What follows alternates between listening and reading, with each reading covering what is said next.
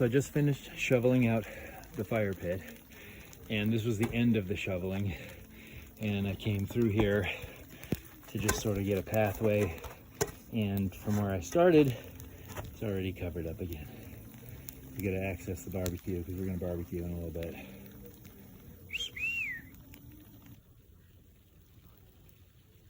It's just relentless. It's not stopping.